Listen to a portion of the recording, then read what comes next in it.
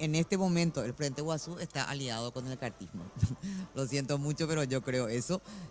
Y realmente ella otra vez una cuestión así, que van a ir a la corte, al final estamos en lo mismo. Y todos sabemos que la corte, por lo menos la gran mayoría de los miembros de la corte, responden al presidente Cartes. Así que a mí, sinceramente, pueden apelar, pueden hacer, obviamente están en su derecho, pero terminamos en lo mismo, ¿verdad? Terminamos ya otra vez con que la Corte va a hacer esto o aquello. Y para mí la Corte sí que está dominada por el cartismo, yo no creo que haya ninguna duda de eso, incluso lamento y lo digo sinceramente, lo de la doctora Miriam Peña, a quien yo le aprecio mucho y fue mi voto así diciendo, bueno, acá viene, yo creo que viene por ahí, ¿eh? Que al final la corte es la que va a interpretar todo, ¿verdad? O sea, va a habilitar o no, y ahí acá ya están los doctores que van a poder decir mejor. Para mí es una cuestión de castellano básico lo que pasa con la Constitución y él en ningún caso y no puede ser reelecto. Claro, o sea que le voy a brevemente nomás Sí. acá sobre el punto de la senadora. Yo creo que con el respeto que se merece la senadora, en primer lugar por ser mujer y en segundo lugar por una autoridad del Poder Legislativo, mi humilde interpretación de quienes están aliados con el cartismo y con el oficialismo en base a la presentación realizada en el mes de agosto del 2016, en la cual fue rubricada, firmada por la distinguida senadora en la exposición de motivos, en la cual le hablaba una maravilla de la enmienda, que esa era la vía, que es la más democrática. Entonces, acá no estamos hablando de especulaciones como realiza Y también Fernando por Lugo. Lugo. Fernando Lugo no firmó Pero esto, votó, senadora. pues. O sea que, existen 12 firmas, una ella es la de usted. claro, Entonces yo mi no voy a negar mi interpretación firma. es que quienes están aliados con el cartismo en forma fehaciente y demostrado acá en un documento son ustedes y no precisamente Fernando Lugo. Entonces quien esté libre de pecado, quien esté libre de pecado, Fernando Lugo es un tonto senadora, que quien agarró esté y- libre de pecado que tire la No, primera por piedra. favor, Marco, a No, mí no me por vas a favor, engañar. O sea, senadora, Fernando Lugo, entonces, ¿es su firma o no es su firma la que está acá pero claro que diciendo que es asumo. una maravilla y Y la todos enmienda sabemos es la vía? y todos sabemos por qué ocurrió eso, No, ¿verdad? yo no sé, yo creo en la veracidad No, y en la transparencia preguntale de a una Lugo por qué votó, representante, entonces. Y que preguntale se a tilda Lugo por qué de votó. demócrata y Pero defensora de la escúchame un poco, o sea, que Constitución. vos no me vas a escuchar, ¿verdad? No, le estoy escuchando, senador, no, pero le pregunto, es su firma y acá y habla yo te una pregunto, maravilla claro que y es mi dice que la firma. vía es la enmienda. Pero y claro que es mi Entonces, firma. ¿quiénes A la son los puta, no, aliados hablaron finalmente a del hoy y cuando cartismo? me des permiso hablo. ¿Quiénes son los aliados del cartismo? No somos nosotros, senadora. Ahora, pero sobre el punto, Es imposible, ¿verdad? Sobre Te el digo punto- sinceramente, es No, imposible espera, hablar con contestá, este señor. vos contestá, sabés contestá, que, Fidel. no, creo que este tema fue planteado por el cartismo en definitiva, diciendo que ustedes fueron los primeros que empezaban a violar la Constitución. Y yo creo que hay que sentar también, digamos, un contexto, o sea, hay que citar un contexto. Esta fue una estrategia política para poder dejarle sin la oportunidad al cartismo de presentar la enmienda, porque ustedes presentaron el texto para rechazarlo, ¿es así o no? Claro que es así. Y aparte, uno pues tiene que ver el contexto. Cuando el cartismo, ya estaba jodiendo con este tema en cámaras de diputados. Recordemos que estábamos en agosto, el 25 de agosto. Y nosotros, cuando eso que evaluamos, no era el tema de dejarle a Cartes fuera. Y por eso nos acompañó Lugo, porque acá Marcos dice por esto, por aquello, pero Lugo votó eso. Lugo votó con nosotros y es muy obvio, salvo que Lugo ya esté engañado. Pero es mentira porque esto fue discutido en 2 o 3 reuniones con la presencia de Fernando Lugo, donde nosotros decidimos hacer esto. Ahora, ¿por qué se decidió hacer esto, que es la parte importante? Porque creíamos que así iban a entrar en razón y no íbamos a llegar a donde estamos ahora, con un ambiente crispado donde le estamos perjudicando al resto del país. A nivel internacional, admitido por el propio ministro, y basta mirar los bonos, ¿verdad? Como así. ¿Y cuándo también cayeron los bonos? En julio, cuando el presidente empezó con esta aventura. Porque acá nosotros podemos entendernos si es un chaque, si es esto, pero a nivel internacional están viendo una inestabilidad política. No es por casualidad. Justo en julio empiezan así los bonos y justo ahora antes del efecto Trump. Entonces nosotros dijimos que se dedique el presidente, aunque sea un día, a gobernar para todos. Porque yo todavía no pillé un solo día que el presidente se haya dedicado a gobernar para todos. Bernardo, la consulta es, no quiero sacarte de tema, simplemente quiero ir a una cuestión muy puntual también, para después ir complementando. ¿Cómo se presenta un nuevo proyecto de enmienda considerando que el 25 de agosto el Senado ya rechazó uno, pero la Cámara de Diputados también retiró el proyecto que tenía a su disposición. Sí, lo de senadores me parece, y ahora estoy tratando de entender qué pasó, porque realmente yo también fui seducido por la exposición de motivos que fue firmado, de entre tanto por la senadora aquí presente, en donde decía que elegimos el procedimiento de la enmienda y firman eso. A mí me cuesta entender que se redacte un documento, se firme el documento, se presente ante una instancia como el Senado y después decir, esto es estrategia nomás, esto es una volaterapia nomás y nosotros fingimos nomás eso para poder después rechazar nuestro propio proyecto. Me parece que eso es un absurdo, pero si nosotros nos vamos a lo que dice el 290, segundo párrafo, habla del texto íntegro. Se quiere hacer muchas interpretaciones de lo que significa este texto íntegro. La primera interpretación es de que se presenta un texto por un número determinado de congresistas, sea senadores o diputados, la Constitución establece el número, y esto no se puede variar ni una coma, se tiene que votar así, y si se tiene la mayoría, pasa a la siguiente Cámara, también tiene que tener la mayoría absoluta, sin que estas cámaras tengan la posibilidad de cambiar una sola letra.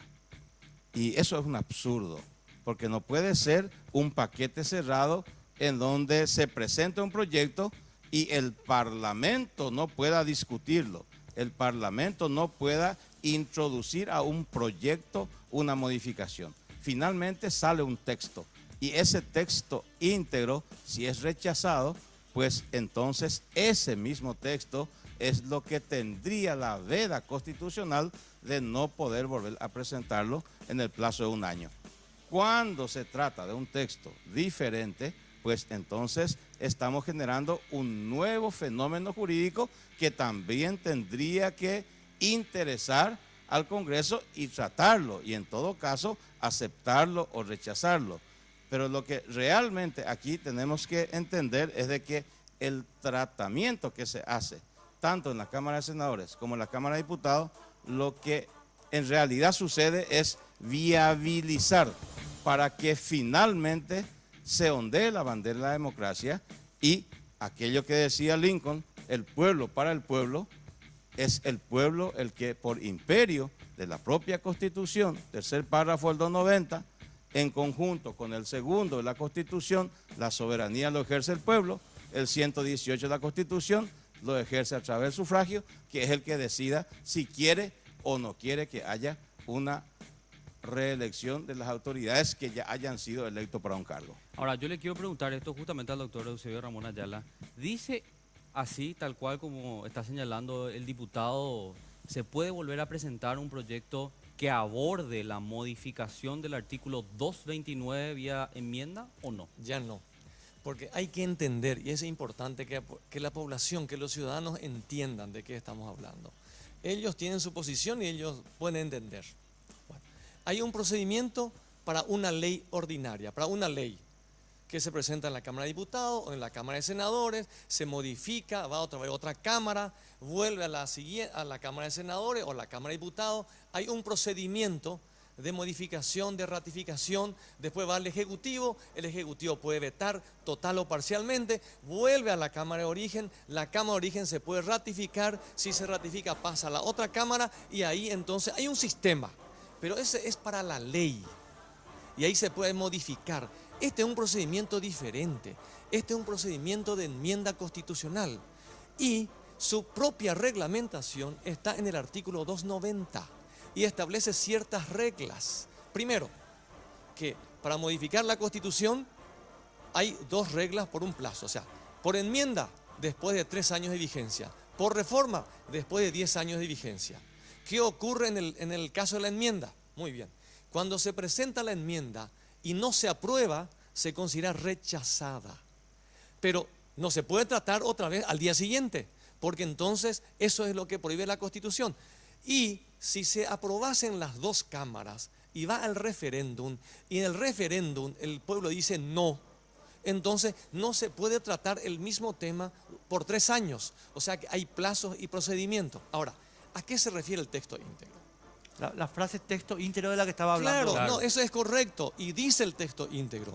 Pero el texto íntegro dice de la siguiente manera, porque es un procedimiento de cómo se va a aprobar la enmienda. Entonces dice, el texto íntegro deberá ser votado por una mayoría absoluta en una cámara. Punto. Aprobado. Si se aprueba, pasa a la otra cámara. Si en la otra cámara se desaprueba o no se vota, o perdón, se desaprueba, se rechaza o directamente no logra el voto positivo, se tendrá por rechazado. Si se, se presenta en la Cámara de Senadores el texto íntegro, pasa a la Cámara de Diputados. La Cámara de Diputados no tiene la potestad de modificar, tiene que votar el texto de la Cámara de origen, sí o no. No hay posibilidad de modificar porque no existe ningún reglamento para volver. Es lo que entonces, o sea, el texto íntegro que dice... Se trata de que la Cámara revisora, vamos a llamarla así, Sí. no puede modificar el texto íntegro del proyecto venido, pero no Bueno. significa que es el tema. Hay que entender, la palabra texto íntegro está al principio del segundo párrafo. Dice, el texto íntegro de la enmienda deberá ser aprobada por la Cámara de origen. Entonces, si la teoría, y muy forzada, de mi querido compañero constituyente, ¿verdad? Entonces tendríamos que entender que cuando se presenta un proyecto en Senado mutis, nadie puede hablar, solo se vota el sí o el no. ¿Para qué discutir si no se puede modificar ni una letra? Y eso que se aprueba, tal cual se tiene que aprobar en diputados, no hay necesidad de discutir, no hay necesidad de hablar, votamos el sí o el no, se aprueba o no se aprueba. No, el sí o el no solo se vota en el referéndum. El Congreso tiene que discutirlo. Por favor. Una aclaración. Y aparte de eso, cuando hablamos sobre el mismo tema, la enmienda, no es cuando se da el no, sino que cuando la enmienda es derogatoria. Es decir, si derogamos una parte de la Constitución, si lo que pretendemos por la enmienda es derogar una parte o un artículo, y eso se aprueba con el sí del referéndum y se deroga una parte de la Constitución, sobre ese mismo tema no podemos tratar en 3 años. Pero acá la Constitución hace una diferencia muy clara entre el texto íntegro y el mismo tema. No, ¿sabes qué? Vamos a simplificar. Vamos a simplicar por lo Te siguiente. pido una cosita, Eusebio. Sí. Mira el cartel ahí que tenemos, nos está por tirar por la cabeza. está Jefa del piso, tenemos que irnos a la pausa sí o sí. Un Está minutito bien. y después a la vuelta con mucho gusto.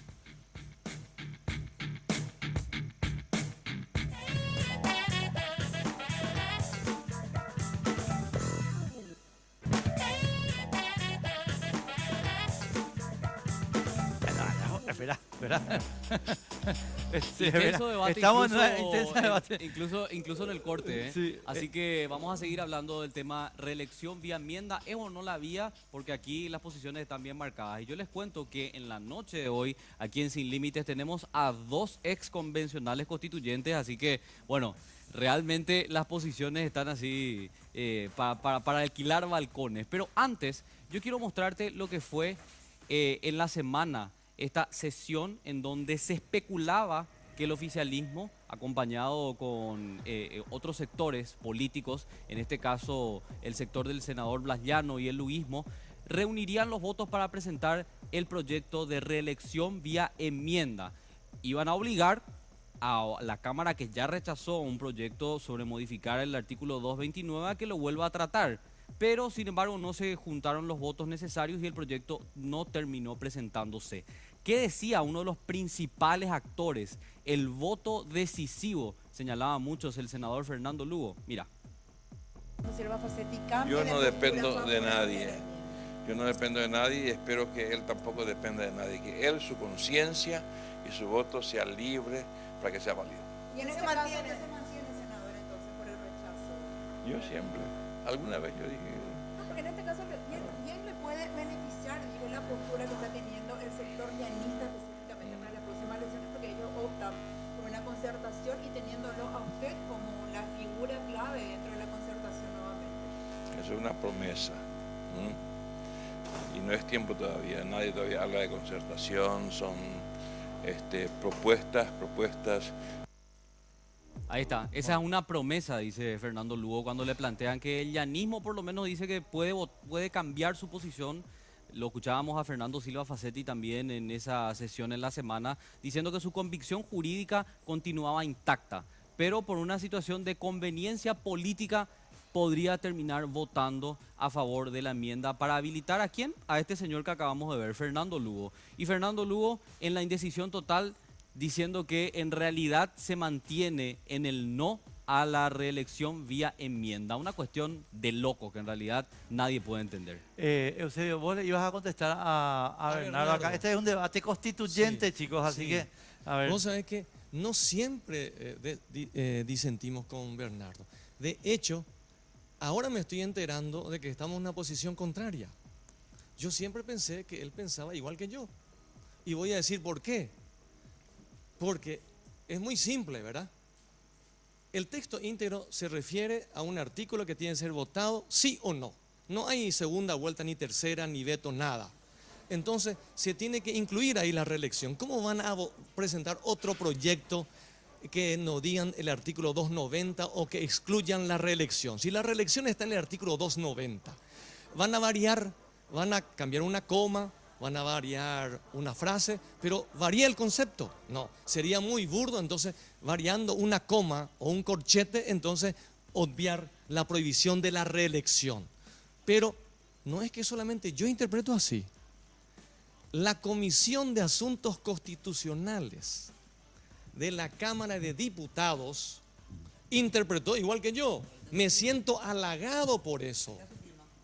Tal es así que acá hay un dictamen de la Comisión de Asuntos Constitucionales que dice, de fecha 1 de noviembre del 2016, el 25 de agosto fue rechazado el proyecto de enmienda por la Cámara de Diputados.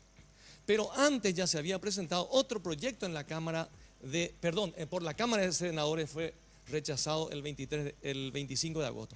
Pero antes ya se había presentado un proyecto en la Cámara de Diputados, mucho antes que la de senadores. Entonces, ¿qué dice la Comisión de Asuntos Constitucionales? Con el cual coincido con mi amigo Bernardo. Dice, vuestra Comisión de Asuntos Constitucionales os aconseja rechazar el proyecto de enmienda constitucional del artículo 229 de la duración del mandato presentado por varios diputados en fecha 24 de agosto del 2016 por haberse tratado dentro del presente periodo legislativo en la Honorable Cámara de Senadores y resuelto por resolución Honorable Cámara de Senadores número 1271, por la cual se rechaza y en consecuencia se remite al archivo el proyecto de enmienda constitucional que enmienda los artículos 161 y 229 de la Constitución de la República del Paraguay en fecha 25 de agosto. Y acá, ¿quiénes firman?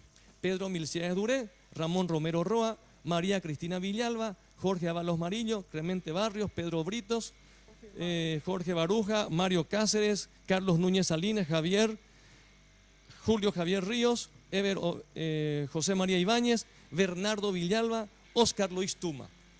En lo único que yo no coincido estrictamente con este dictamen que aconseja el rechazo porque ya se trató en la Cámara de Senadores. La Comisión de Asuntos Constitucionales de la Cámara de Diputados aconseja a la Cámara a rechazar. ¿Por qué? Porque ya se trató en el actual periodo legislativo. Es cierto, se trató en el actual periodo legislativo, pero yo pensé que cuando se rechazó de esta manera, cuando dice el actual periodo legislativo, ellos estaban jugando para interpretar que el año no es el año calendario del 25 de agosto del 2016 al 25 de agosto del 2017, sino que es al año legislativo que empieza el 1 de marzo, el 1 de junio, el 1 de junio de cada año. Entonces se reservaron una brecha para interpretar. Pero, en rigor, en el fondo, coincidimos plenamente con la Comisión de Asuntos Constitucionales que recomendó el rechazo. Ahora, ¿por qué no se rechazó después en la Cámara de Diputados? En el Pleno. Se llevó allí y parece que, de acuerdo a un relato, Tumor retiró y ahí ya no tenían el número necesario de diputados para un proyecto de enmienda y se envió al archivo. Conclusión, ¿se aprobó o no se aprobó en la Cámara de Diputados? No se aprobó. Luego se considera rechazado. ¿Por qué? Porque la Comisión de Asuntos Constitucionales y el Pleno consideraron de que ya se trató en la Cámara de Senadores. Y esto es un hecho incontrovertible. Acá está. Bernardo, ¿cambiaste de opinión? No. Yo coincido plenamente con él en algunas cosas, fuera de los datos falsos, ¿verdad?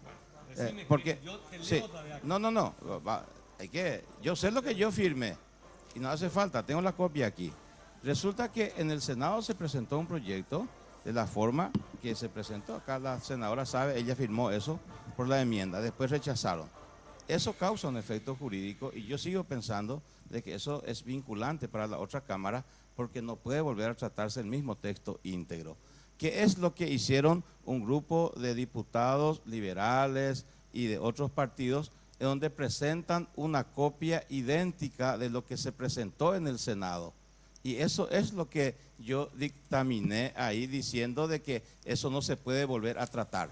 Lo que yo, y si se recurre al diario de sesiones, y también porque fue llamado a la atención en plena sesión, decía que el único que podía tratarse ahí era el proyecto que había encabezado Tuma, porque es lo que se tenía a mano ahí. Porque el otro, antes de su tratamiento, retiraron ese proyecto que era una copia íntegra, un texto íntegro de lo que era en el Senado. Pero resulta que yo dije, en el legajo no había ningún documento que demostraba que Tuma había retirado su firma. Y cuando yo dije eso, que eso podemos tratar, yo recuerdo perfectamente que Eusebio Alvarenga hasta me maltrató verbalmente ahí y exhibió en la pantalla una nota por el cual Oscar Tuma decía que retiraba su firma. En realidad yo no entiendo mucho cómo uno puede retirar su firma cuando está estampado, pero no importa. Pero ahí agarra a Amado Florentín y dice, bueno, acá ya no hay las 20 firmas, son 19 firmas, entonces no se puede tratar y que haya el archivo. Y se fue al archivo. Lo que se envió al archivo es el proyecto Tuma. El otro proyecto, del cual tenía el dictamen para rechazarlo, no se trató nunca porque antes de esa sesión lo retiraron los diputados proponentes. Y ellos propusieron en el mismo texto y casi con la misma exposición de motivos, presentaron y eso fue lo que se rechazó. Y por supuesto que si se presenta uno igual ahora en senadores o en diputados tiene que volver a rechazarse. Pero si se presenta un texto diferente que no sea el texto íntegro de lo que se haya presentado y rechazado en senadores, ¿qué nos impide tratar? ¿Qué nos impide discutir? Y finalmente, ¿por qué queremos impedir de que la gente, el pueblo, vote y decida lo que quiere? Es lo que yo digo. Si vamos a ser estrictos, permitime, si vamos a ser estrictos, el argumento que dice de que el texto íntegro, la Comisión de Asuntos Constitucionales no escribió. Al contrario, mencionó que el proyecto de enmienda constitucional del artículo 229 de la duración del mandato, o sea que citó el artículo, nunca hablaron del texto íntegro. Ese artículo se presentó, que era sobre la reelección, y la Comisión de Asuntos Constitucionales pide el rechazo. Pero perdón, por lo tanto, se rechazó. No pueden Marcos y Desiree tienen que hablar, pero yo necesito hacer una pequeña precisión de tipo gramatical, si querés, Bernardo. Te pido disculpas, pero a ver, no queremos reelección, en el año 2017. No es igual que no queremos reelección en el año 2017. O sea, si yo le saco la coma, no. según tu criterio, ya es otro proyecto. Acá tenemos que entender, yo no creo que tengamos que caer en el absurdo de que una coma o un corchete, como dice, va a ser la modificación. Porque si eso es lo que se presenta, entonces sería, no sé, un hazmerreír ese proyecto. Nosotros estamos hablando sobre un supuesto. ¿Qué es el supuesto? El supuesto es de que en el Senado se va a presentar, porque no escuché comentarios que en diputados se va a presentar. Y el supuesto es de que se va a presentar un proyecto diferente. Si es que se presenta un proyecto diferente, pues entonces habría que tratarlo. Si se presenta un proyecto igual al que ya se había rechazado, que sea el mismo texto íntegro, no se puede tratar. Es una cuestión bastante sencilla. O sea, que yo tengo una declaración tuya, diputado, del 22 de marzo del 2016. Y me gustaría que nos aclares, ¿verdad?, qué cambió en tu posición, porque vos decías, el presidente de la Comisión de Legislación dijo que no es seguro que la enmienda de la Carta Magna sea la vía para incluir la reelección. refirió que no se puede hacer una interpretación gramatical de la Constitución, sino que debe tener en cuenta cuál fue la intención de los constituyentes. De hecho, vos fuiste constituyente, claro. ¿verdad? Ahora, ¿qué cambió? No, sigo pensando igual, sigo pensando exactamente igual, sigo diciendo de que no existe, ahí mismo estaba diciendo, no existe una certeza de que sea o este camino, o la enmienda o la reforma. Yo sigo como constituyente. ¿Qué es lo que hablamos en la constituyente? Hablamos de que tendría que ser por vía de la reforma y era el Decía momento. Horacio. No, era el momento porque en ese entonces el temor general era que el general Rodríguez se instaure de vuelta como un dictador. Es correcto. Entonces es lo que, Correcto. pero ¿qué es lo que se escribió en la Constitución? Y si miramos en la Constitución, dice claramente cuáles son los puntos que no pueden ser tratados por la vía de la enmienda. Y dice duración de mandato, atribuciones, composición, el modo de elección. Entonces, pero no previmos, se nos escapó, nos confundimos, se redactó mal, lo que vos quieras, pero finalmente la Constitución no establece que el camino único para establecer la reelección que se hablaba en el 229 tendría que ser la reforma. No dice. Y lastimosamente, al no decir eso, tenemos que en algún momento dado seducirnos a qué. ¿Qué es lo que a mí me seduce finalmente, Enrique y Carlos? Sí. Lo que a mí me seduce es ir a las bases reales de la democracia de la República, que es que la gente decida. ¿Qué más podemos pedir? Marco, sobre el punto que ibas a hablar, querías hablar vos. Bueno, en realidad, sobre este punto para mí es claro, el 290 habla del texto íntegro, desde el momento en el cual, en el hipotético caso que sea modificado, ya no es el texto íntegro. Si es que hubiese dicho la Constitución no pudiendo tratarse nuevamente sobre el mismo tema, ahí hubiese sido totalmente diferente. Pero al tratarse del texto íntegro, es el texto íntegro, así de simple. ¿Se redactó mal la Constitución, doctor? No, ¿sabes lo que ocurre? Hay que entender un poco y hay que tratar de ser objetivo, ¿verdad?, en el planteamiento. ¿Cuál es el objetivo de la limitación del poder del presidente de la República en ese contexto que se discutió? Es la duración de la permanencia en el poder del presidente de la República. Si nosotros algo sabemos de historia, sabemos que Stroessner subió en el 54, que subió con la Constitución de 1940 que permitía una reelección. Pero ¿qué ocurrió? Cuando él llegó al periodo 68 y seguía vivo, ya utilizó su segundo periodo y parte del periodo de Federico Chávez. Entonces habría que hacer una convención constituyente. Por eso se convocó a una convención nacional constituyente en 1967 en que participaron opositores. Obviamente para mí fue un error, pero el principal punto era la reelección. Ese que decía la Constitución del 1967 de Stroessner, dice, en la parte de la reelección dice, el presidente dura 5 años en su función y podrá ser reelecto.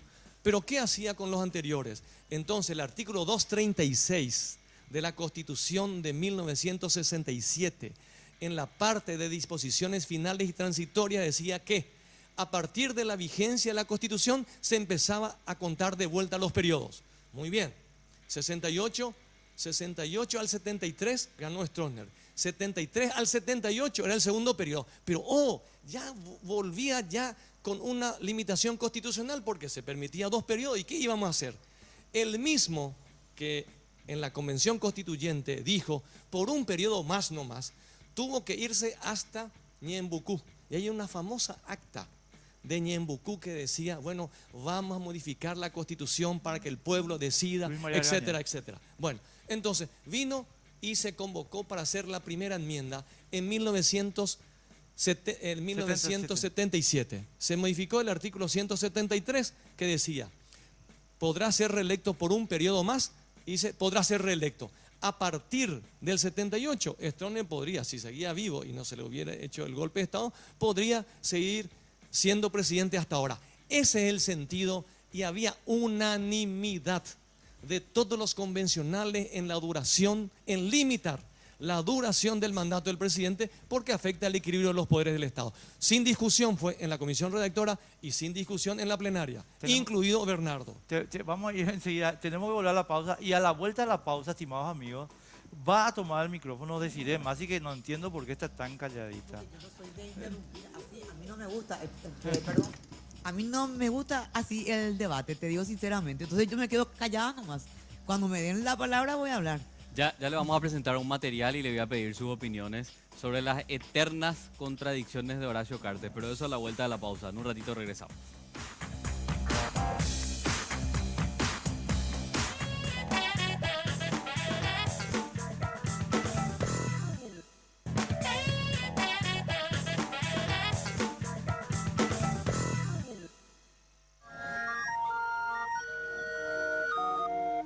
Las vueltas de HC. 15 de agosto del 2013. Cartes jura observar y hacer observar la Constitución y las leyes. Horacio Manuel Cartes Jara, ¿jura usted observar y hacer observar la Constitución y las leyes? Sí, juro. 16 de agosto del 2013. Llegado al poder en la primera entrevista internacional dada a una cadena de televisión, la CNN, Cartes seguía convencido. Era solo un inquilino en el Palacio de López, fue la regla de juego que él había aceptado. Quiero decirte que durante los 2 últimos periodos, la Constitución que yo entro es un periodo sin reelección, ni siquiera con periodos intermitentes. Es la Constitución que yo acepté. Enero del 2014. Ya a principios del 2014 comenzarían a aparecer, aunque aún esporádicamente, declaraciones de referentes del cartismo que hablaban de la necesidad de plantear la reelección presidencial, aunque en ese momento se hablaba de la posibilidad de realizar una reforma a la Constitución. Aún así, Horacio Cartes seguía convencido que no le interesaba su reelección. Creo que lo que nos falta tiempo es para honrar los montones de compromisos que tenemos. De ninguna manera creo que lo peor que podemos hacer es estar ofreciéndole a la ciudadanía una constituyente. La ciudadanía quiere otra respuesta. En el 2015, la idea comenzaría a tomar cada vez más fuerza desde el propio entorno más cercano del presidente Cartes. El pedido no solo se daba en el seno de la ANR, sino también en otros partidos como el UNACE. El titular de esa agrupación, Jorge Oviedo Mato, fue uno de los que se sumó al pedido de reelección. Soy capaz de votar la enmienda para que se presente Horacio Cartes. Dice, no, a veces con la juego tú. Voy a votar la enmienda para que se presente Horacio Cartes. Febrero del 2016. Para Cartes era una pérdida de tiempo hablar sobre reelección. El presidente de la República, Horacio Cartes, una vez más dejó sentada su postura sobre la figura de la reelección presidencial. Fue claro al asegurar que no quiere perder el tiempo en algo prohibido por la Constitución Nacional. Es clarísima la Constitución. Parar de hablar de algo que no estamos permitidos. La Constitución Nacional no permite reelección. También en el mismo mes de febrero, para que los periodistas mal pensados dejen de preguntar, Cartes invocó a Dios. Recordemos que el segundo mandamiento de la ley de Dios, según la Biblia, dice: no jurarás en vano en el nombre de Dios. El presidente Horacio Cartes dijo a los periodistas que juraba por Dios que no tenía un doble discurso con respecto a la reelección y también sugirió cambiar de pregunta. Yo les juro por Dios que yo no tengo dos discursos. Yo estoy en otro. Que ustedes me insisten con eso. Yo les quiero mucho, pero vamos a cambiar un poquito la pregunta. Septiembre del 2016. Ya en septiembre de este año las cosas empezaron a modificarse poco a poco, tanto así que durante un acto de recordación del aniversario de la ANR se comenzaría a notar un cambio más profundo en el discurso de Cartes. Averigüen ustedes quiénes no quieren. Algunos representantes del pueblo no quieren. Hay que obedecer porque esa es la democracia. Octubre del 2016. Cartes admite su interés en la reelección presidencial. El resto depende de convencionales y de 23 senadores, que sí o que no. Si ellos se ponen de acuerdo, yo le puedo asegurar que ahí estaré, donde manda Dios y donde manda mi partido Colorado.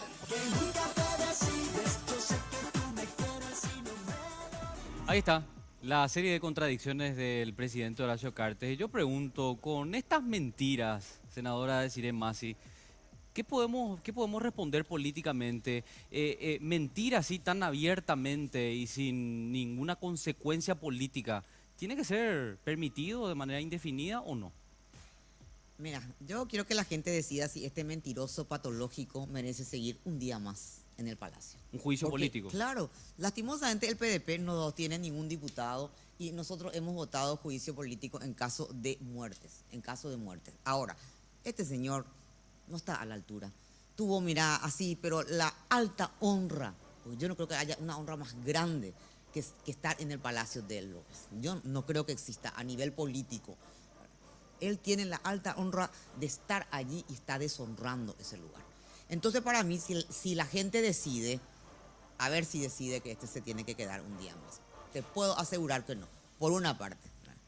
Por otra parte, quiero nomás aclarar, sobre todo para que afinen acá los argumentos, porque uno pues tiene que mirar el acta.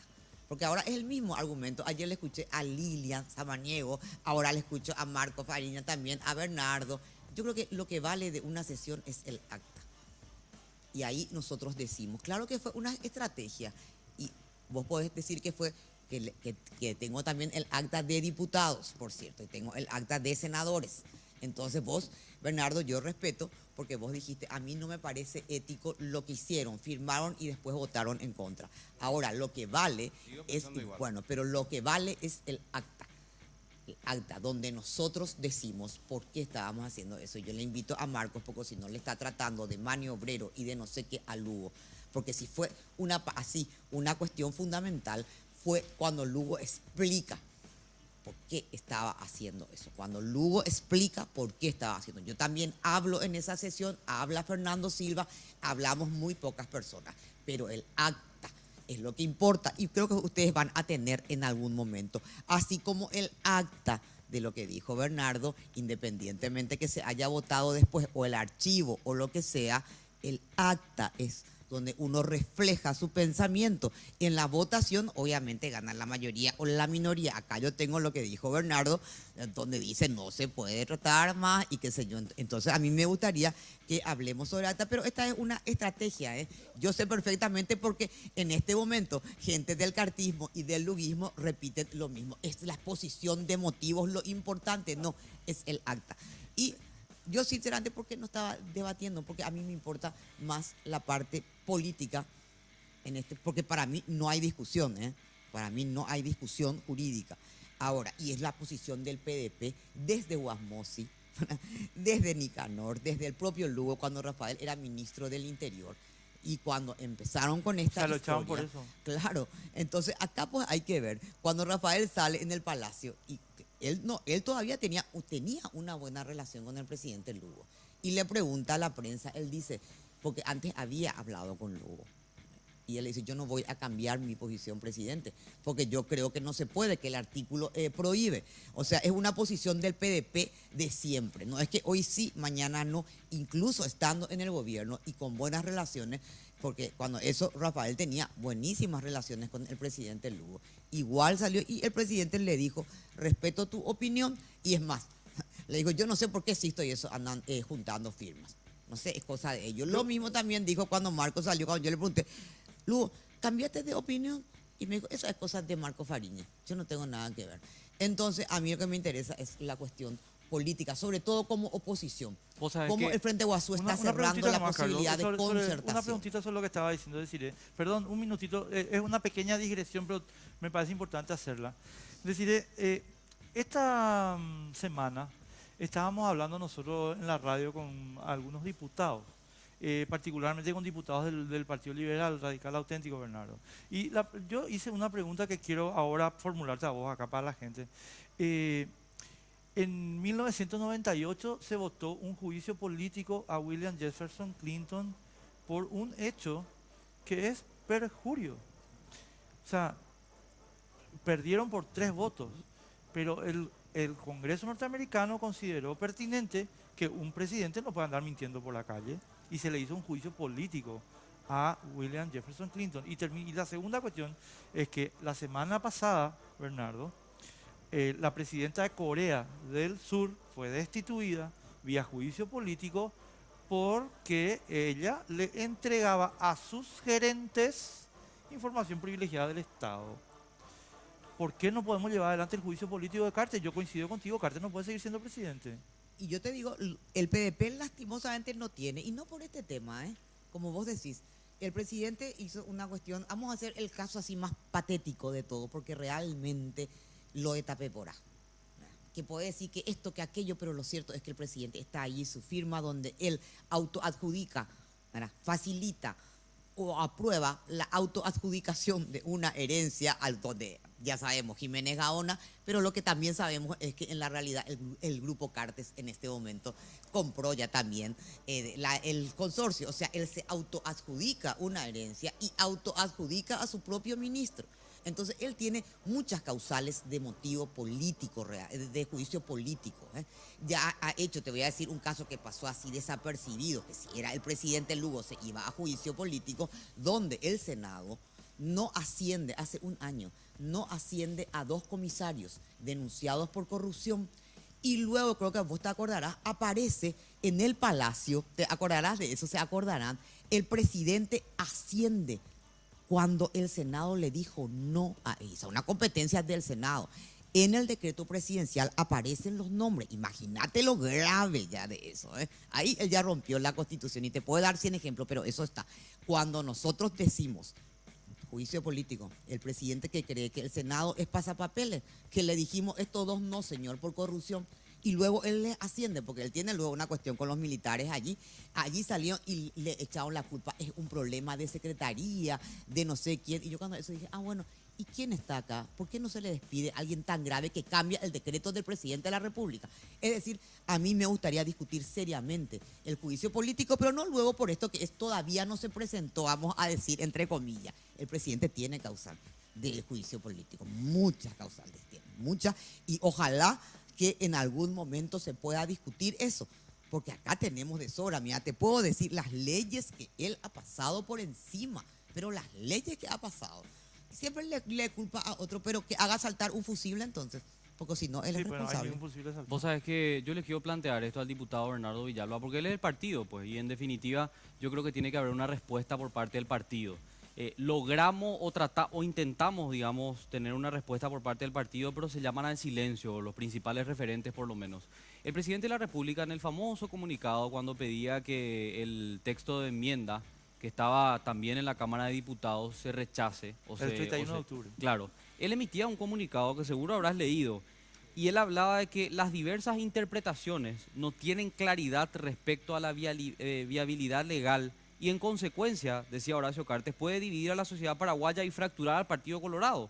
Somos testigos de la crispación y la tensión que ha generado y no seré partícipe de este camino, decía tajantemente el presidente de la República en un comunicado oficial. Ahora, la crispación continúa, la división continúa, el debate sobre la legalidad del procedimiento también. Sin embargo, el presidente y el partido, o un bloque del partido por lo menos, sigue insistiendo con la misma vía, diputado. ¿Qué cambia? Aquí yo realmente estuve atendiendo muy bien lo que pasaron y vos calificabas de que el presidente era un mentiroso.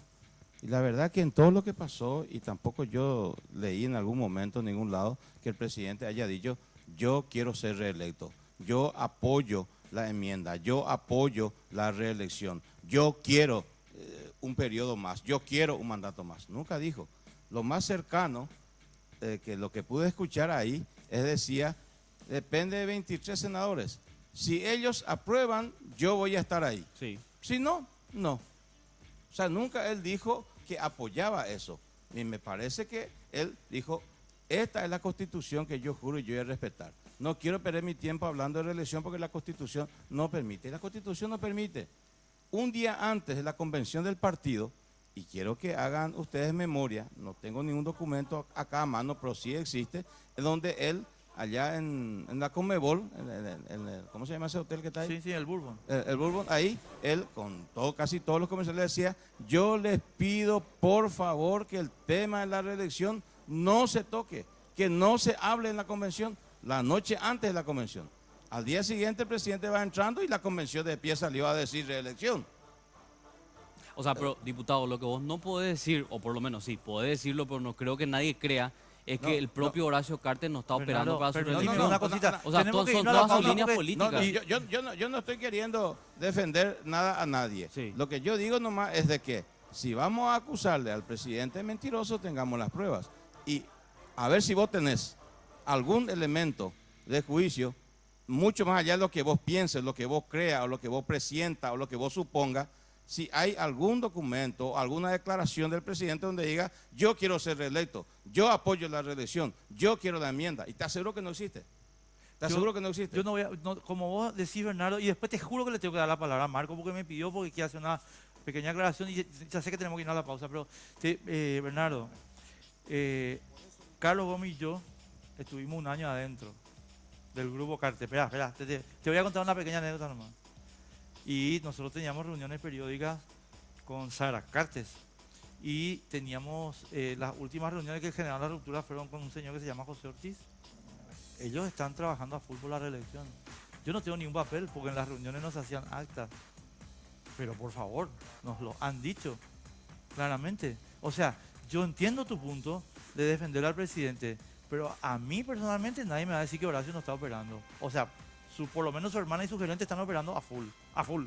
Entonces vamos a acusarle a su hermana, a su gerente, a su ministro, a su entorno, pero díganme, porque yo también suelo compartir con el presidente, no tanto, pero suelo compartir con él, y jamás le escuché decir, y tengo que asumir eso con responsabilidad. Le recomendaron a él no decir. Bueno, por eso es que nunca dijo. Tenemos Le que irnos recomendaron a él un no ratito decir. nomás. ¿Pero quién le recomendó? Sí. ¿Y cómo? No, ¿quién le recomendó? Sus asesores. No, ¿quién? Sus asesores ¿Quién? políticos, sus ¿Quién? asesores de comunicación, porque No, le dijeron que acá- era impopular no, salir a realmente decir cuando comunicador que quería la reelección, Perdón, tenía un Carlos, impacto negativo. Carlos, pero cuando yo no puedo abstraerme a mi condición de aprendiz del derecho.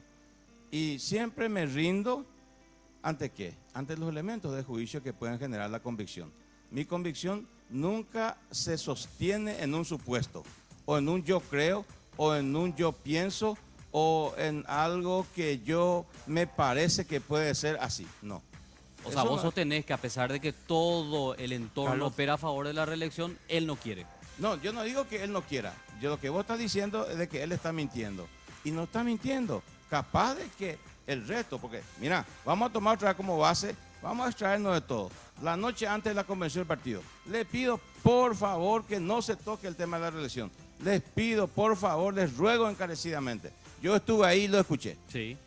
Eso Nosotros dijo. lo transmitimos. Al día siguiente, el presidente Cartes va llegando a la convención y la convención, el pleno de pie, salió a pedir reelección. Entonces, ¿tiene el dominio él del sentir de la gente o de un sector del partido que quiere su reelección? No, y tampoco puede culparle a la gente si una parte del sector del partido está contento con su gobierno y quiere que él sea reelecto. Ahora, si la Constitución no se enmienda, no se cambia, pues no va a ser reelecto. Si se hace la enmienda y llevamos esto a un referéndum y triunfa el no, pues no será.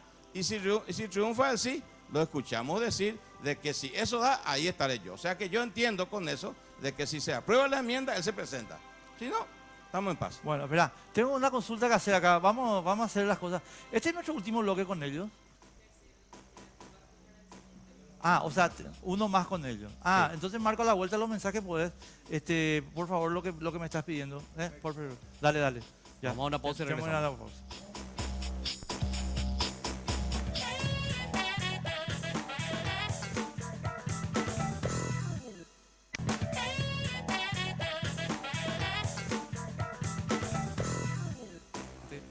Bueno, yo les secuestro a todo el tema un ratito porque nos quedan 3 minutos, después hacemos un cierre. 1 minuto tiene Marco. Marco, tenés 1 minuto para desarrollar tu argumento y me está pidiendo hace rato, así que por eso le doy la palabra. Acá pues se trata de que para nosotros, en primer lugar, Fernando Lugo está habilitado. La Constitución en absoluto no le impide la posibilidad a él y a cualquier otro expresidente que pueda postularse nuevamente en las elecciones del 2018. El 229 es claro, habla de el presidente y vicepresidente durarán 5 años improrrogables en el ejercicio de sus funciones a contar del 15 de agosto siguiente a los comicios generales. Punto. No podrán ser reelectos en ningún caso. Ahí le quiero ceder la palabra al doctor Ayala y que brevemente me explique si cuando se refiere a presidente y vicepresidente se refiere al actual o a todos los anteriores. Te contesto en 2 palabras, Sí. porque te escuché muchas veces. Sí. Y te voy a decir con otra cosa. Con esa interpretación no hace falta ni enmienda. con tu interpretación no hace falta ni enmienda. No, pero nada. No hace respondeme en falta. honor al tiempo, tenemos un minuto. Ni siquiera está prohibido según vos. O sea, la reelección es un cuento en la Constitución. La reelección solamente al que está en ejercicio. Correcto. No solamente al resto. Abarca, es entonces, una doctor, es una interpretación absurda. Bueno, porque perfecto. si vamos a ir literalmente, y estábamos bromeando con Desiree, vos decís presidente y vicepresidente. Le elegimos a una mujer que sea presidenta. Entonces a ella no le va a afectar la prohibición de la reelección. Doctor, te recomiendo que lea la definición de la Real Lengua Académica. Es presidente, sea una mujer, sea un hombre, es presidente. No, por favor, senador. Entonces, le doy la razón brevemente, unos segundos acá al distinguido convencional. Escúchame. Y entonces vamos al 233. Cuando él dice que se refiere a presidente, vicepresidente, le ejerce sobre el que está en el ejercicio y los anteriores. Entonces el 233, última parte, cuando dice, en ningún caso, el mismo término dice, el presidente de la República y el vicepresidente podrán estar simultáneamente ausentes del territorio nacional. Te consulto ahora, Fernando Lugo y Federico Franco no pueden estar simultáneamente fuera del país hoy. No, ¿Por qué si es en ningún caso y es presidente y vicepresidente? ¿Sabes qué? ¿Por qué? Lo que ocurre doctor. Hay una tarea pendiente de lectura comprensiva, jurídica, ¿verdad? Ese es el problema. O sea que no vamos a poder solucionar. Entonces usted no es un vamos a poder analfabeto funcionar. funcional. Usted es un analfabeto Les pido, funcional por porque favor, cuando que- se trata, usted me dice, cuando dice presidente, vicepresidente, se refiere al que está y a los Marcos, anteriores. un minutito. Y 4 artículos después, cuando Marcos, utiliza Marcos, la misma terminología, vamos a hacer lo siguiente. me dice de que no. Entonces Marcos. usted es un analfabeto funcional que Marcos, no entiende lo que lee. Yo no entiende te lo he que lee. ofendido. Yo Doctor, está reconozco. ofendiéndome cuando No, se por refiere favor. a la misma terminología No, y por dice favor. que eso quiere decir tal cosa y esto quiere Señores, decir otra. les tengo que Espera. interrumpir porque, por favor, deciré Reconozco para tus cerrar. limitaciones jurídicas, pero eso no me habilita a Reconozco decirte sus otra cosa. limitaciones intelectuales, gramaticales. Bueno, Usted es un analfabeto Bueno, funcional, por no favor, entiende lo que lee. Marco, deciré y cerramos, para cerrar. Te pido tu cierre, por favor. Y mi cierre, yo me imagino que la gente que está viendo esto, los que tienen aguinaldo ya tienen baleado, la mayor parte de la gente no tiene aguinaldo, estamos en un mal año económico, se supone que tenemos que traer crispación para poder despegar alguito los primeros años, porque todos sabemos que en diciembre son las internas, o sea, dentro del país en agosto, septiembre ya vamos a estar como estamos ahora. Entonces que sepan que son responsables de esta situación, de esta discusión y de esta crispación, para mí 3 personas. O sea, vamos a creer, como dicen, ¿verdad?, de que Lugo va a mantener en su palabra, pero para la gente nomás que está mirando y dice, ¿cómo es que discute esta gente todavía esto? En primer lugar, me parece la defensa de la Constitución siempre no es una pérdida de tiempo. Pero ahora, esta situación que estamos viviendo en este minuto, que va a repercutir todo el año, quiere decir que no se está pensando en la gente. Y son responsables Cartes, de quien yo espero esto y más, porque tiene miedo de salir del palacio, porque sabe que si sale va a tener que dar explicaciones a la justicia, no a la justicia paraguaya, a la justicia internacional, porque no puede justificar el lavado de dinero inmenso que tiene. Llano, que es su empleado, y lastimosamente el Frente Guasú. Así de sencillo, que sepan quiénes son los responsables de esta crispación que hay en Paraguay. Yo le quiero preguntar al diputado Bernardo Pero Villalba. tiene que cerrar ya, No, Carlos. claro, ¿y cuál es la estrategia? O sea, ¿qué nos falta? Porque en teoría se habla de la posibilidad de que en diputado se presente el proyecto de enmienda. Quiero saber si eso es posible o no y con eso cerramos. No escuché nada, diputado, pero sí espero que se construya un gran consenso, que se tengan los números suficientes, tanto en diputados como en senadores, y finalmente que viabilicemos, que abramos las puertas para que el pueblo vaya a las urnas, vote y decida. Y yo no sé por qué hay tanto temor, porque he visto las encuestas que me dieron, en algunas encuestas Cartes tiene hasta 7%, 12%, en el mejor de los casos 16%. Y hay entonces más del 80% que está en contra de él. ¿Cuál es el problema? Que se vote. Vamos a votar. Eusebio. Finalmente, hay que tener cierto nivel en el debate, ¿verdad? Y yo debatí muchas veces ya con el doctor Fariña. Lamento este incidente de que quiera enturbiar el proceso solamente con alguna agresividad o con alguna ofensa, ¿verdad? Para mí no me toca, y así que esa será su opinión y que sea su opinión. Lo que sí nosotros no tenemos que desviarnos de la atención en el sentido de que ellos quieren violar la Constitución y quieren justificar por cualquier medio la violación constitucional, por una coma, un punto o lo que sea. Entonces, la población tiene que estar atenta, porque estos son los gobernantes que, por un interés sectario y mezquino, serán 2, 3 que pone en vilo a toda la población. ¿Cuánto pierde el país? Millones de dólares porque 2 o 3 personas quieren perpetuarse en el poder. Y algunos defienden eso. Y allá ellos, ¿verdad? Nosotros estaremos al lado de la ciudadanía. Marcos, para cerrar, por favor. Bueno, celebro este debate. Realmente para nosotros creemos que estamos en un Estado de Derecho en el cual la Constitución es sagrada, debe de leerse e interpretarse de la manera gramatical en la cual ha sido escrita. Y si los brillantes convencionales constituyentes en un artículo dicen una cosa y inmediatamente 4 artículos después ellos sostienen de que lo que está escrito de la misma manera significa totalmente lo contrario, entonces vamos a estar ante una anarquía absoluta. Y para mí, quien no entiende lo que lee es un analfabeto funcional, así de sencillo, con el respeto que se merece el distinguido colega. Tomamos a una pausa, a la vuelta abordamos otro tema demasiado importante, negligencia médica que afecta a un reconocido sanatorio de la capital. Enseguida regresamos. Enseguida estamos de vuelta.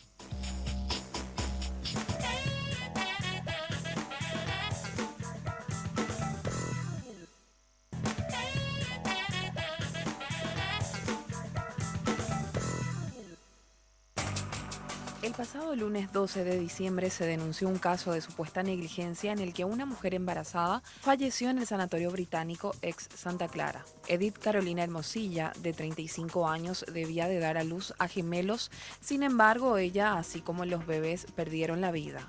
La mujer seguía el tratamiento médico relativo al embarazo y por momentos presentó síntomas como presión alta.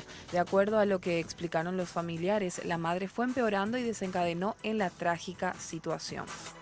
Los gemelos nacieron sin signos de vida y Edith Carolina Hermosilla falleció luego de que le hayan realizado la cesárea. El caso ya está siendo investigado por la Fiscalía. Este es el caso de Edith, que, bueno, lastimosamente terminó en este final trágico que dejó a toda una familia enlutada. Y en definitiva, cuando conocemos este caso que se ha mediatizado a través de los medios de comunicación, nos preguntamos, ¿cuántos otros casos no mediatizados existen? ¿En manos de quién está nuestra salud? Evidentemente hablamos de negligencia cuando el profesional no se adecua a un protocolo, y es lo que está reclamando la familia de Edith. Y bueno, en definitiva, esto acarrea no solo un resarcimiento jurídico, digamos, en este caso penal, Enrique, sino civil y administrativo, y es lo que vamos a debatir en el transcurso de esta noche. Y están con nosotros, estimados amigos, el señor Hugo López, que es el marido de Edith Hermosilla. Hugo, gracias por estar con nosotros, muy amable. Yo sé que la composición emotiva tuya es complicada y te agradecemos doblemente el que hayas aceptado estar con nosotros. Y también el doctor Cristian Rejala, que vas a atender con tu colega que se llama Rodrigo Benítez, ¿verdad? Están entre los... María Antonia Gutiérrez, sí. Yo quiero contarle a la gente, Carlos, que los dos abogados de Hugo van a entrar uno detrás de otro para abordar los temas, para poder tener una visión completa de lo que ustedes quieren. Gracias también por estar con nosotros, Cristian, muy amable. Bueno, y de este lado de la mesa tenemos a la representante del Ministerio de Salud. Ella es la doctora Fanny Corrales, directora de Salud Sexual y Reproductiva.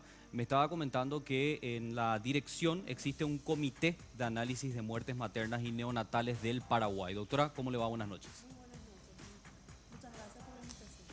Y también, a ver, pueden tomar los micrófonos para... Sí.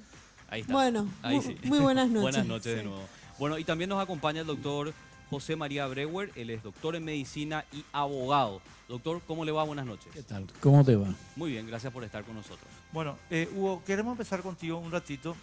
Nosotros quiero contarle que ya le entrevistamos a Hugo en la radio, porque hay cosas que de repente hay que repetir en prensa según el medio, Hugo, así que te pido disculpas, pero quiero que nos cuentes un poquito, pero lo que te pido es que sea un poco más breve de lo que fuimos en la radio, porque tenemos menos tiempo. Entonces, que nos cuentes un poquito la secuencia que llevó a la muerte de tus hijos y tu señora. Perfecto. A pesar de mi profunda tristeza y dolor y desesperanza de continuar con la vida después de esta tragedia irreparable para toda la familia, estoy aquí para testimoniar con el único propósito de conseguir justicia para mis hijos y para mi señora, porque nos ha destrozado la vida a toda una familia, a los abuelos, a los tíos y a mí, con esta desesperanza de no querer continuar la vida. Tremendo. Ustedes estaban desarrollando un embarazo normal. Yo tengo entendido que Edith había hecho un tratamiento para poder quedar embarazada. Concibieron estos chicos, los mellizos. Después ustedes siguieron, digamos, normal con el doctor Roberto Noguera, tengo entendido. Siguieron todo normal hasta unas semanas antes. ¿Ahí qué pasó, Hugo? Sí, hasta el 29 de noviembre, hasta el 28 de noviembre nuestro tratamiento fue absolutamente normal, hasta que mi señora se sintió, ese día 29 se sintió mal y de urgencia acudimos al Sanatorio Británico y donde... Una preguntita, ¿ustedes todo el tratamiento fue en el Británico? No, nosotros tuvimos realmente un proceso largo para poder quedarnos embarazar, ¿verdad? Para poder embarazar. Era nuestra mayor ilusión. Claro, claro, claro. Y prácticamente después de un largo tratamiento en otros lugares conseguimos quedar embarazados. Y una vez, a partir de ahí acudimos al doctor Atobe para que nos lleve el embarazo, ¿verdad? Y todo fue normal hasta ese 28 de noviembre. A partir de ahí, el 29, un martes 29, mi señora se sintió muy mal y acudimos al sanatorio. Y de urgencia y se la atendió, se le diagnosticó, o sea, que se le tomó la presión y se constató que su presión tenía muy alto, 15-10, ¿verdad? Y le suministraron medicamentos para poder controlarle estabilizarle la presión. Y una vez en observación, 2 horas aproximadamente, se normalizó un poco la presión, se bajó a 13,9 y nos dieron de alta. Como para... O sea, te dijeron, está todo bien, váyanse a su casa. Sí. ¿Y después qué pasó? Vamos a empezar de vuelta. Sí, tranquilo. Yo quiero ir un poquito con el doctor Brewer porque en definitiva aquí lo que está en debate es lo que reclama la familia. Yo sé que esto va a definirse en un juicio. Hablábamos de hecho de responsabilidades penales, civiles y también administrativas. Ahora, hablamos en este caso específico de negligencia médica. Lo que yo quiero preguntarle al doctor es, ¿existe una definición exacta para decir en qué momento existe, valga la redundancia, negligencia médica propiamente? ¿Eso está arreglado, está documentado? Sí. Los hechos punibles en la práctica médica son 3. Lesión, lesión grave y muerte. El Código Penal anterior de Teodosio González contemplaba 3 conductas que se subsumen en la culpa, que eran negligencia, impericia e imprudencia.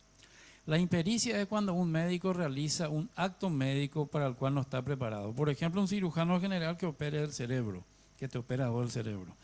No está habilitado, no está certificado.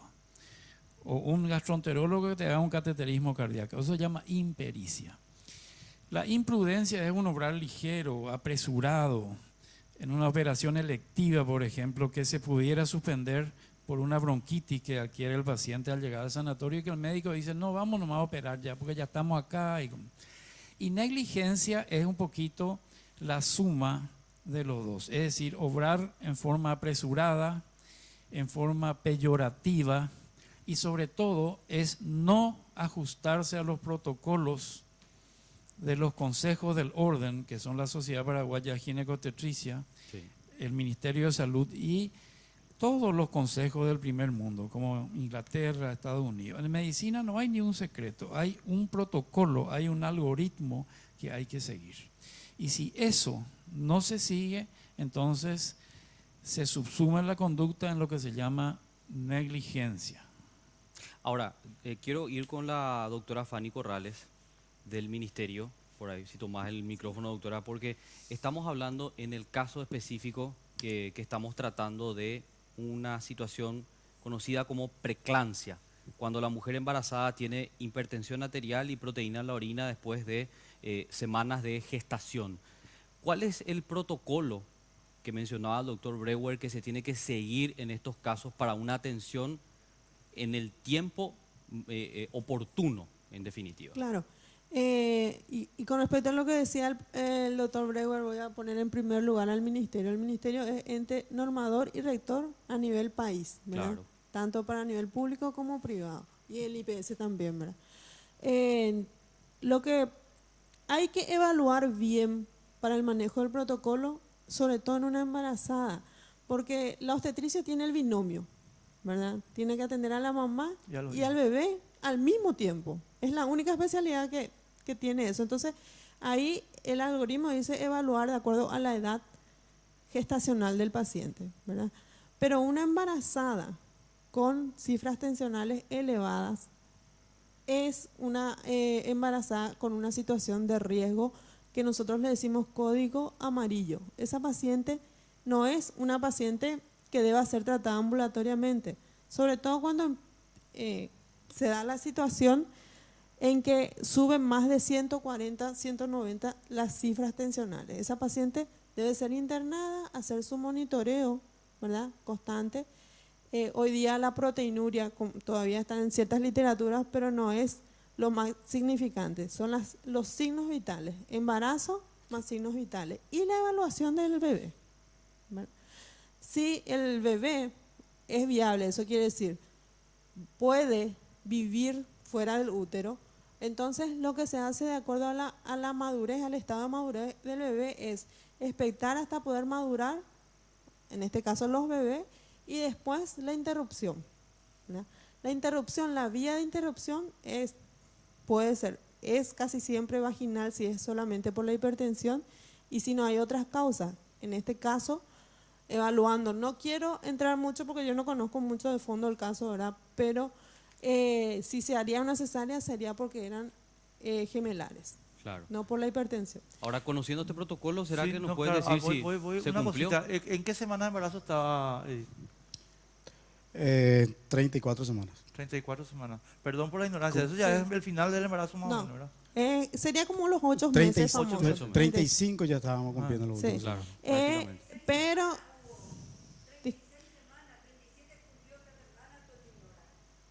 36. sí, por eso, incluso acá se propone, cierto, estaba la prematurez, pero el daño menor. Perdón, doctora, y a los doctores les quiero. Sí. Perdón por la ignorancia total, Sí. ya me olvidé incluso de cuando nació mi hija. ¿Cuánto tiempo o sea, a ver, en 36 meses ya se pueden hacer? De término Semanas, es 37 semanas. 37. De término es 37 semanas. Sí. Hasta las 37 es prematurez, pero lo que acá Hay métodos para... se evalúa es el estado materno y el estado fetal. Claro. ¿verdad? Claro, el tema es que ya había viabilidad fetal. Entonces uno lo que tiene que hacer, siempre el ginecólogo trata de estirar hasta el final para el desarrollo normal del sistema nervioso central sobre todo. La parálisis cerebral es una afección terrible que afecta a los prematuros, pero en este caso ya había una viabilidad fetal. Entonces lo que se hace es, se monitorea y si la presión no se estabiliza, se le estabiliza al paciente y se hace la cesárea, porque al hacer la cesárea terminó el problema a los 15 minutos, porque es una enfermedad directamente ligada a las hormonas placentarias. Ahora, conociendo el protocolo, yo le quiero preguntar al asesor, Sí, de la familia, ¿se cumplió esto?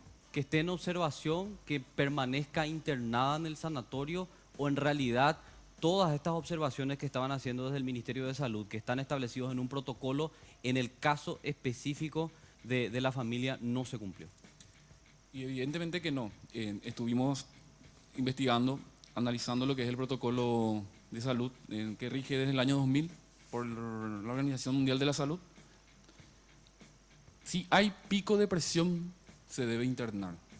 Pico de presión se toma de 14,9. La señora Edith hizo 15,10. Aún así no le internaron. Le tenían de paciente ambulatorio.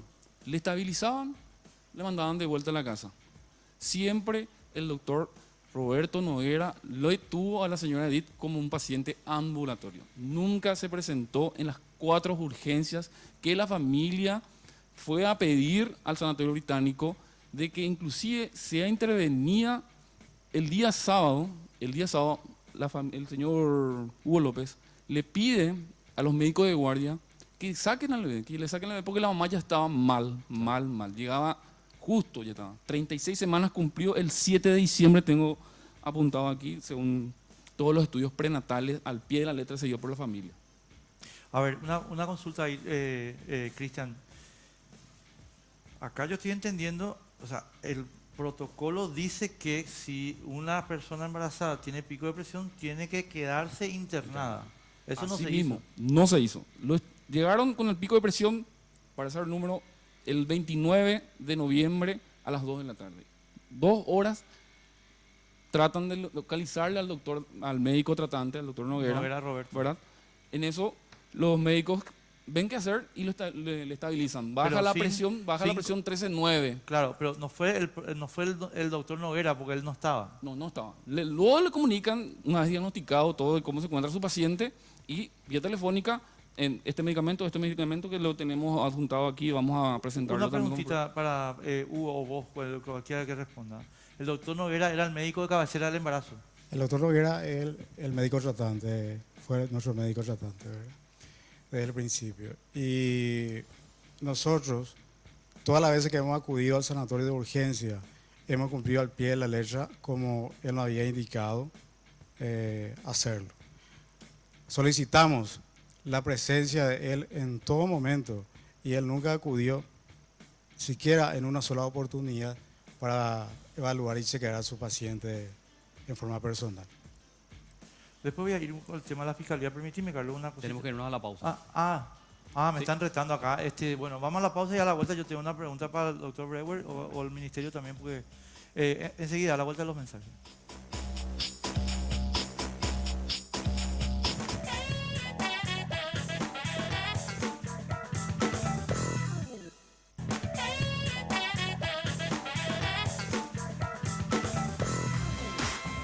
Nosotros tenemos un informe, pero me permitís un ratito antes.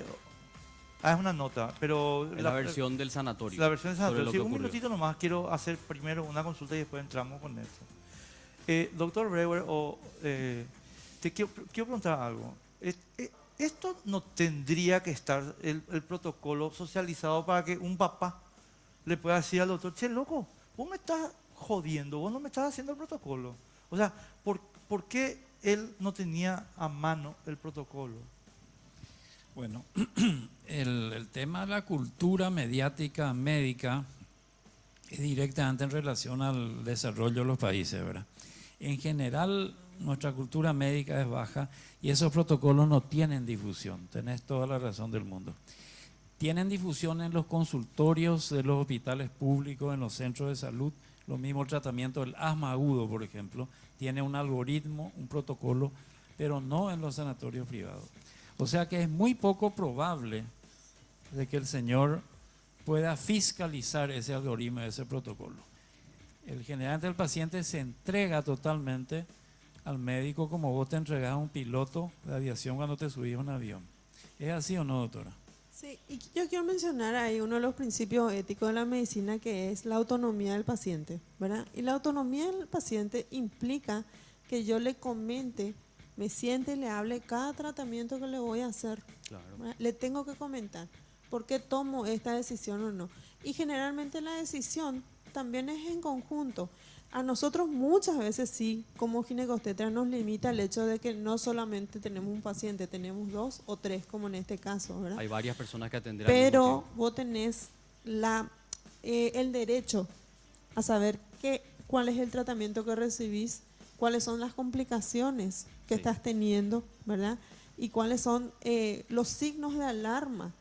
Eso sí, en un embarazo, los signos de alarma que vos tenés que manejar como para no tardar, ¿verdad? Como que nosotros le decimos a través de la OMS, la primera demora. Generalmente no hay conocimiento de mi estado y mis signos de alarma y yo tardo en llegar, o sea, pasa con nuestra cultura. Hace 2 días estoy sangrando, hace 3 días estoy con cefalea y son signos que tienen que indicar que es una urgencia que te vayas a consultar. Claro, el doctor Brewer quiere acotar No algo. solamente un derecho, es una obligación jurídica. Claro. El consenso del paciente, que tiene que ser informado con palabras sencillas, no usando términos médicos, comprensibles, porque estos formularios que te hacen firmar en ciertos institutos y ciertos lugares, eso no tiene ningún valor jurídico, porque vos no podés renunciar por contrato a un hecho punible de acción penal pública. Claro. Es como que yo te dispense de que vos le mataste a mi hijo y yo te perdono. La acción ya no es tuya, es del Estado paraguayo. Entonces tiene que haber un consenso y el médico tiene que perder tiempo hablando con el paciente.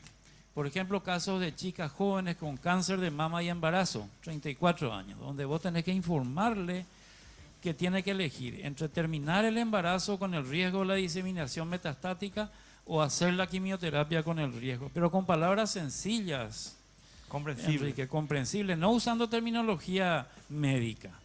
Tiene que ser así, porque esos consensos firmados no sirven jurídicamente. Tal vez sea un atenuante para la pena impuesta, pero no sirven. ¿Qué va una persona al hospital de clínica que apenas tiene un nivel cultural? ¿Qué valor tiene esa firma, ese consenso? Totalmente de acuerdo. Antes de seguir con el relato de la familia propiamente, que en realidad nosotros entendemos el dolor tremendo que está pasando Hugo y además otras personas, partes de la familia que vinieron a acompañar también la misión de este programa, quiero contarle a la audiencia también y socializar esto. Nosotros tratamos de tener como invitados también a la contraparte, en este caso al Sanatorio Británico.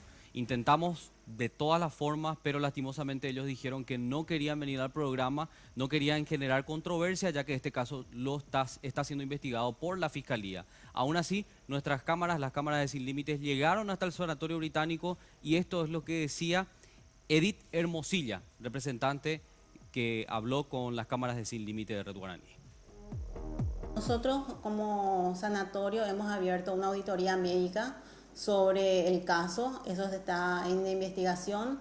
Estamos colaborando con la Fiscalía con todos los documentos, los recaudos que ellos nos solicitan y estamos también en el proceso de análisis de cada uno de los procesos y cada uno de los hechos y praxis médica que se ha realizado. Entonces todavía no tenemos una conclusión porque el proceso y tanto la auditoría está aún en proceso dentro del sanatorio. Eso sí, no podemos negar que lamentamos muchísimo las pérdidas de estas vidas. Es un caso penoso y acompañamos a la familia en toda esta situación. Edith Hermosilla, representante Adriana del, León. Adriana León.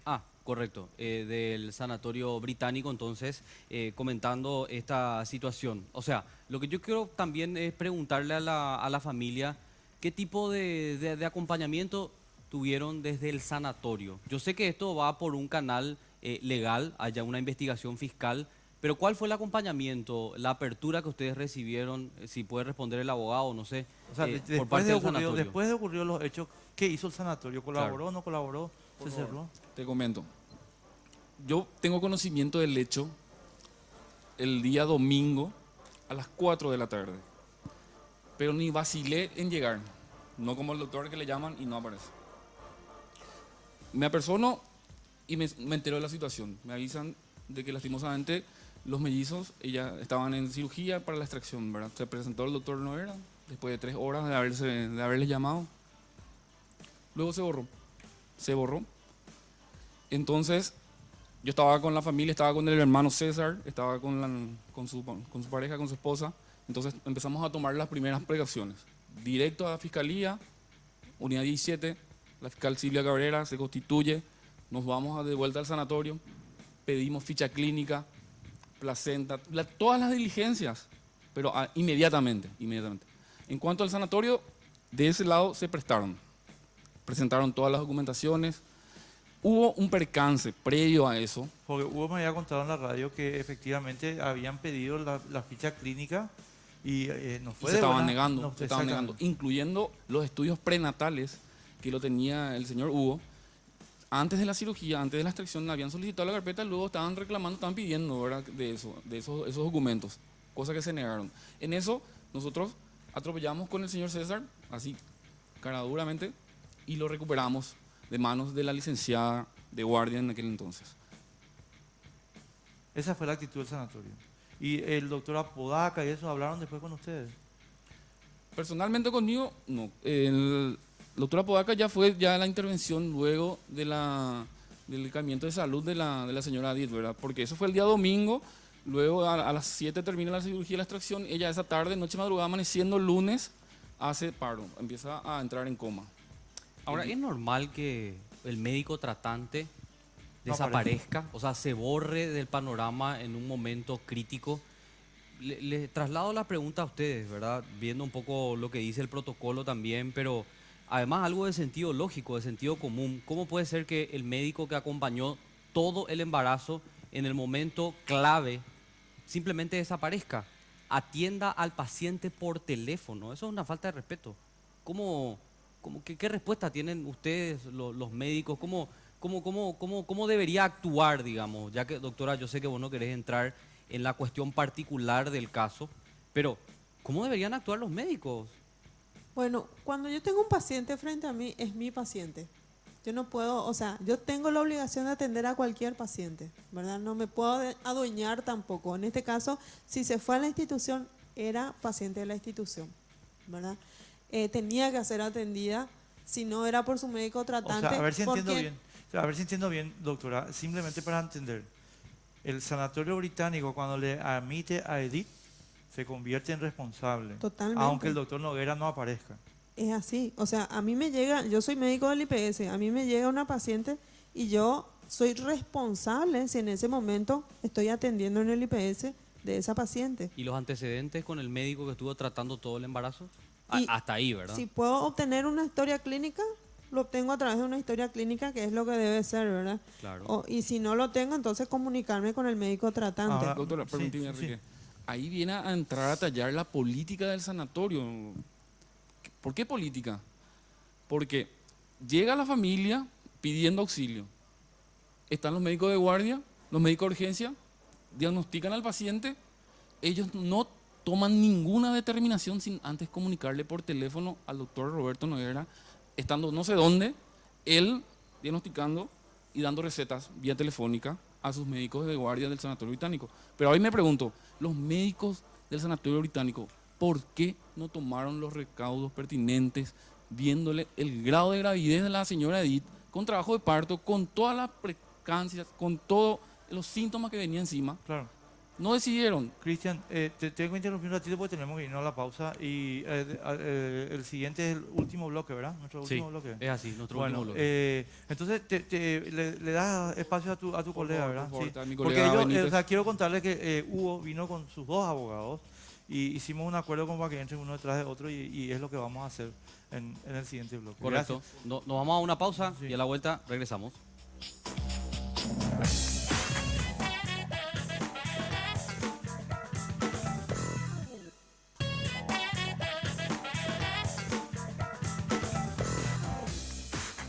Continuamos aquí por las pantallas de Red Guaraní, esto es Sin Límites, y yo quiero recordarte que podés comunicarte con nosotros a través de las redes sociales. Hemos creado dos fuentes de comunicación directas con la audiencia, y estas son nuestra cuenta de Twitter, que es @sinlimite_rg,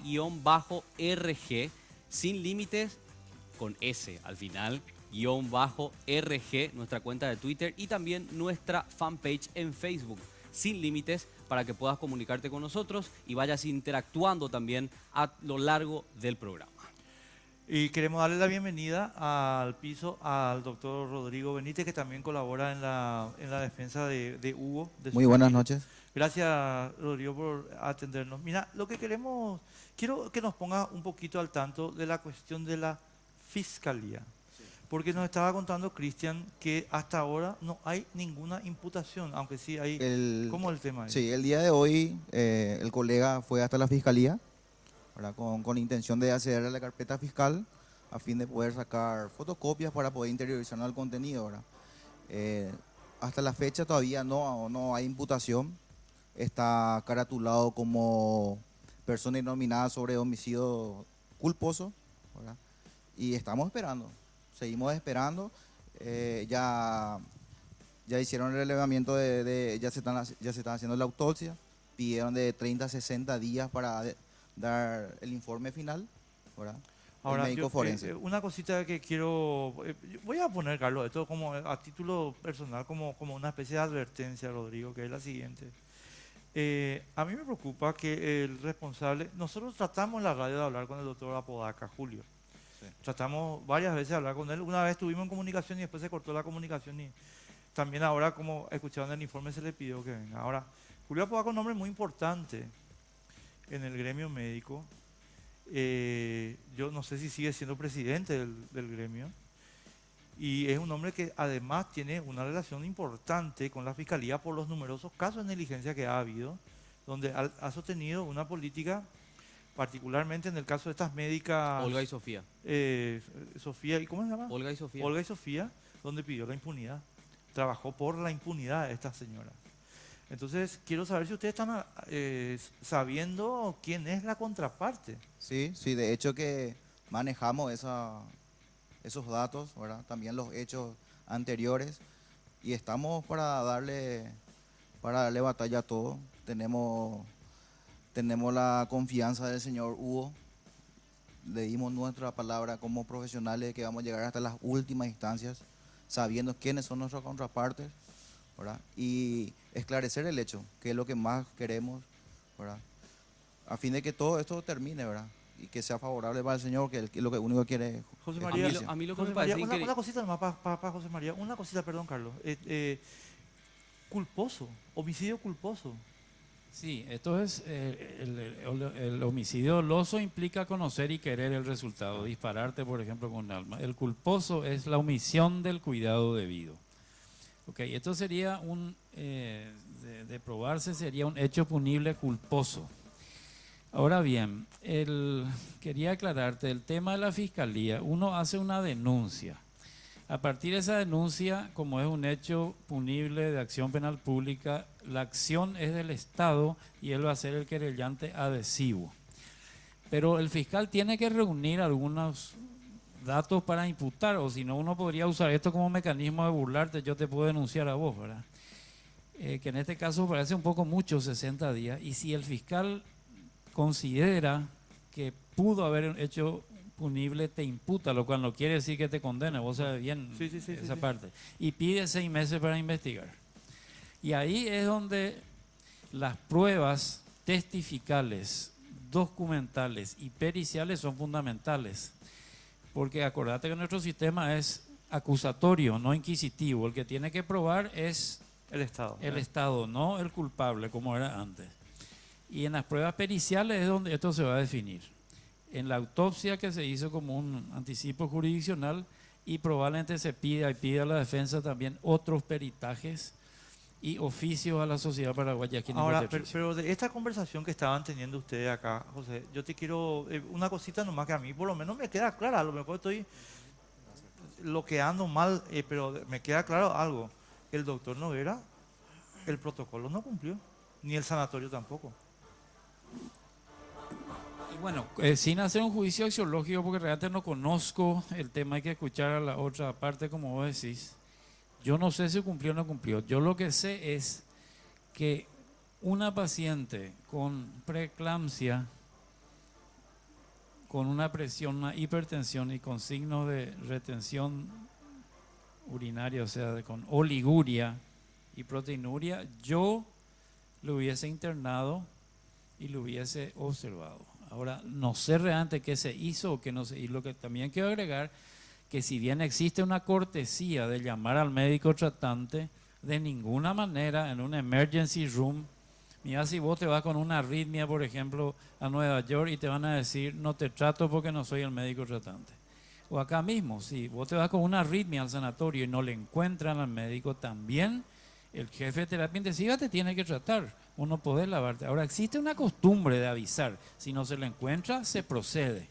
Claro, a eso quería ir, porque la responsabilidad penal en este caso resulta de la conducta punible del médico, ¿verdad? Que como estábamos diciendo, existen presupuestos, la acción y la omisión. Ahora, el grado de responsabilidad de esos médicos de guardia, de las personas que reciben a la paciente con un alto nivel de presión, en este caso, y que aún así dicen, no, ella puede regresar a su casa, la medicamos y puede regresar a su casa. La responsabilidad es ahí del médico que recibe a esa paciente y no aplica los protocolos pertinentes. Esa parte quiero que quede muy claro, doctor. Perdón, para precisar la pregunta de Carlos nomás, ¿es del doctor Noguera que da esa instrucción o de los médicos de guardia que obedecen? Médicos que lo esa reciben, Bueno, que la reciben. O sea, bien que la obediencia de vida no corre, ¿verdad? Claro. Vamos a empezar por ahí. Si un médico recibe una situación de emergencia como una hemorragia intraabdominal, una herida de bala, una arritmia, un edema pulmonar, tiene que proceder inmediatamente al tratamiento. Que le llame o no le llame al médico es otra historia. Ahora, la pregunta ahí puede ser, el dilema puede ser, ¿qué pasa si recibió otra orden, verdad? Pero la obediencia debida no, porque el médico de guardia también tiene esa autonomía y tiene que proceder. ¿Cómo actuó el sanatorio en este caso puntual? Cuando llegan ustedes desesperados por la situación, ¿qué es lo que les dicen? O sea, en definitiva, se negaron a proceder a la internación porque el médico tratante así lo indicó. ¿Esa fue la explicación? No. Siempre que nos íbamos nosotros. Acá tienes que acercar un poquito más. Las veces que acudimos al sanatorio para la urgencia, los médicos de guardia le examinaban a mi señora y informaban de la situación al médico tratante. Por teléfono al doctor Noguera, ¿verdad? Y él era el que daba las indicaciones. Sáquenle a la señora que se vaya nomás a su casa. Exactamente. No, y cosa que nosotros le reclamamos, ¿verdad? De por qué no dar la orden de internación viendo el estado de mi señora, lo que nos contesta los médicos de guardia, que nosotros no podemos hacer internación sin que el médico tratante autorice. Yo te quiero decir algo rapidísimo porque nos queda 1 minuto de programa, entonces te pido por favor contanos la situación, pero la proyección, ¿cómo sigue el caso para ustedes? Ahora estaremos por la fiscalía, ¿verdad? Está aguardando los informes periciales, ¿verdad? Y en base a los informes que se le impute a la persona, a los responsables de este hecho. No solamente el doctor Noguera, también los otros a todos los responsables, de hecho todos tienen grado de responsabilidad. Quiero hacer nomás hincapié al principio de autonomía que acató la doctora, ¿verdad? Que es mi paciente. Cuando llega al sanatorio es tu paciente. No compartimos el hecho de que de un llamado telefónico para medicar, ¿verdad? No compartimos, vamos a llegar al fondo de la cuestión, vamos a pedir todos los informes necesarios, todas las pericias, informe de circuito cerrado para que conste de lo que estamos hablando, para avalar nuestra posición. Quiero cerrar con la doctora representante del Ministerio de Salud, porque como estábamos diciendo, este supuesto caso hasta ahora, ¿verdad?, de negligencia médica, pues lo tiene que determinar la justicia, acarrea responsabilidades penales, civiles, pero también administrativas. Y aquí creo que hubo un error administrativo en la política del sanatorio. Yo quiero saber qué se puede hacer desde el Ministerio de Salud para controlar ese tipo de cosas. Estábamos mencionando al Comité de Móvil Mortalidad Materna, ¿verdad? El comité hace una evaluación del caso generalmente de manera objetiva y no entran nombres, ¿verdad? Solo el caso en sí. Y hay 2 situaciones principales que puede llevar a un evento así tan adverso. Una de ellas es el entorno habilitante que tenemos que evaluar, ¿verdad? Y si ese entorno tiene también el nivel de competencia de los que están atendiendo, ¿verdad? En este caso fue atendida una paciente embarazada. ¿Qué nivel de competencia tenía la persona que le atendió a esa para tomar las decisiones. Fanny, para ¿verdad? irnos, porque ya te juro que nos están echando, nos van a echar a todos con una escoba. Te pido lo siguiente, ¿cuándo ustedes se pronuncian oficialmente?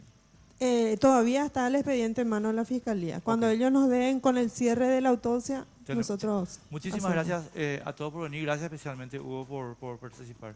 Nos tenemos que ir, sí, ya, chau, nos fuimos todo mal de tiempo. Chau. Muchísimas gracias a todos por acompañarnos, muchas gracias.